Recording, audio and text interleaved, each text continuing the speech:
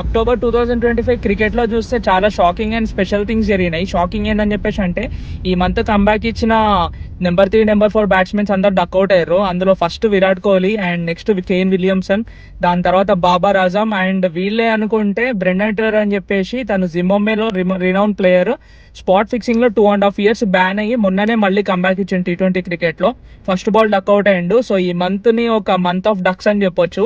And special thing ఏందని చెప్పేసి అంటే India and south Africa women's cricket team, ఇవి కలర్స్ వేరే అయినా కంట్రీస్ వేరే అయినా కూడా ఈ రెండు టీములు ఫేస్ చేసిన హార్ట్ బ్రేక్స్ మాత్రము మాటలో చెప్పలేను మచ్చా. ఇండియా సైడ్ నుంచి చూస్తే 2017 ICC cricket world cup, 2019 T20 world cup, Commonwealth games లో లాస్ట్ దాకా వచ్చేసి సిల్వర్ మెడల్ గెలిచినాము. దాని తర్వాత 2023లో T20 వరల్డ్ కప్ ఒక్క రన్అట్ వల్ల మ్యాచ్ అంతా చేంజ్ అయింది. అండ్ మొన్న కూడా ఈ వరల్డ్ కప్ లో కూడా ఆల్మోస్ట్ గెలిచినాం అనుకొని లాస్ట్ కోడిపోయినాము. బట్ మొత్తం టేబుల్స్ అని టర్న్ చేసి 6 time వరల్డ్ ఛాంపియన్స్ ని మనం నిన్న ఓడించినాము. ఇంకో సైడ్ ఏమో south Africa women's cricket team, మనం ఎన్ని హార్ట్ బ్రేక్స్ ఫేస్ చేసినామో వాళ్ళు కూడా 2 times వరల్డ్ కప్స్ లో సెమీఫైనల్స్ లో ఓడిపోయారు. అండ్ ప్రతి టోర్నమెంట్ లో మంచిగా పర్ఫామ్ చేసి లాస్ట్ దాకా వచ్చి వాళ్ళు కూడా ఓడిపోయారు మచ్చా. వాళ్ళు కూడా ఫైనల్స్ కి వచ్చినందుకు నేను చాలా హ్యాపీ ఫీల్ అవుతున్నా. క్రికెట్ ఫ్యాన్ ఎవరు సౌత్ ఆఫ్రికాని హేట్ చేయడం మచ్చా, ఎందుకంటే ఆ కంట్రీ ప్రొడ్యూస్ చేసిన ప్లేయర్స్ అట్లాంటి వాళ్ళు.